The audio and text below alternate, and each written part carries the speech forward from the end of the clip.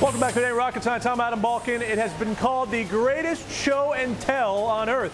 The World Maker Faire in Queens, New York has become a hub for amateur and professional engineers alike to share their enthusiasm for ingenuity. Carolyn Wagner gives us a look at what makes a maker.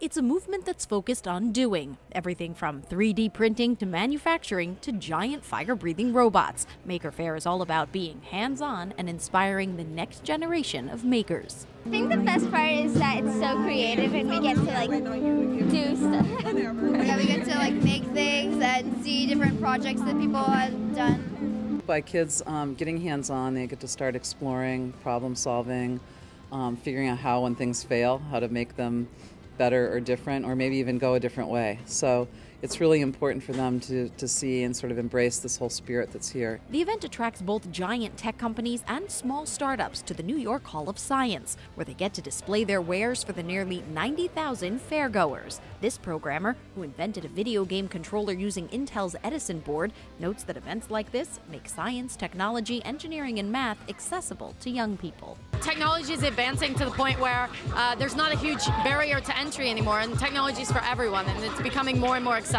with a lot of free resources and a lot of consumer-friendly product. With all these ideas, it's easy to spark interest. I like the robots, and it's giving me inspiration to do more things so we can make a better world. I think it's good because everybody's here and coming so they can see, the events, and it makes more people interested in science, technology, engineering, and math. And the fair whets their appetite in other ways. There's a lot of 3D printing. I saw an idea where you're able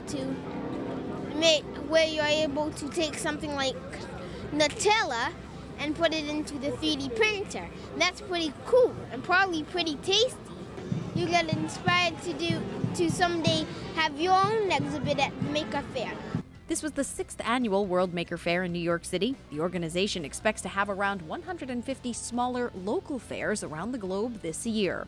For It Ain't Rocket Science, I'm Carolyn Wagner. And skills learned at Maker Faire could come in handy for students interested in a career in manufacturing. Meg Smith shows us how one company is opening its doors to demonstrate how high-tech skills are used in the creation of everyday products. Herbalife Chief Operating Officer Rich Gudis' message to these students: manufacturing is not what it once was. This is not their grandparents' manufacturing. It is high tech. And for all the moms and dads out there that tell their kids, don't play video games, well, you know what, maybe an hour a day is okay, because that's going to help them transition to work in today's manufacturing environments. The company makes hundreds of nutrition products in this facility.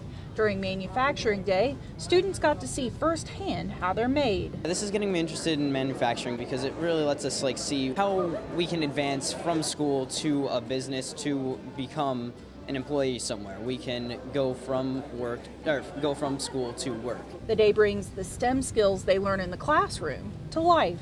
It's so much more interesting because I just get bored in the classroom, but having a hands-on experience would be really great. Organizers of Manufacturing Day say another one of the big goals is to encourage students to get into this field to keep manufacturing jobs right here in the USA. We've lost a lot in textiles and furniture, but companies in nutritional products and biomedical products have recognized what a wonderful workforce we have. Inspiring future manufacturers through hands-on training and technology. This is so much more high tech. It's no longer about the labor, it's about the technology. It's being able to use technology. It's being more about smart than strong. It's brain over brawn now. For It Ain't Rocket Science, I'm Meg Smith. University of Texas students are taking that sentiment to heart and using high-tech advancements in renewable energy to build the home of tomorrow. Our Alex Stockwell gives us a glimpse at what's at stake as 14 schools go head-to-head in the U.S. Department of Energy's Solar Decathlon. Building a home is a big milestone in anyone's life, but it's particularly meaningful for these college students. So right now we're measuring to lay the countertops. Students at the University of Texas are building an energy-efficient home for the U.S. Department of Energy's Solar Decathlon. It's like the Super Bowl of academic solar technology, and these innovators can't wait to showcase their design. We're going to have solar panels up on each module, and they're going to be feeding these appliances. So we have to choose super high efficient, super low water flow, and try to be as efficient as possible. The project, called the Nexus House, is made up of 2 rectangular modules. The kitchen and living area are separate from the bedroom and office space.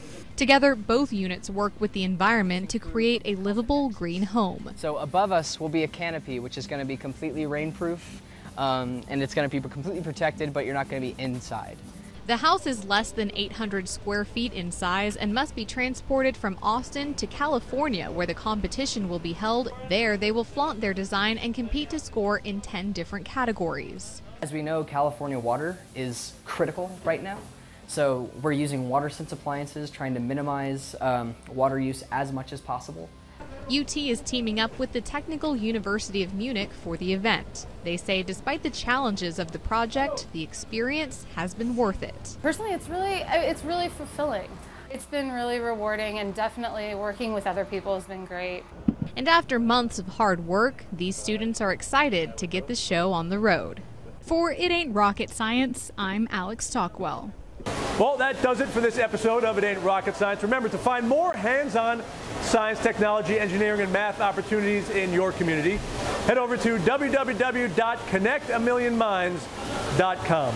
And until next time, it's been a blast.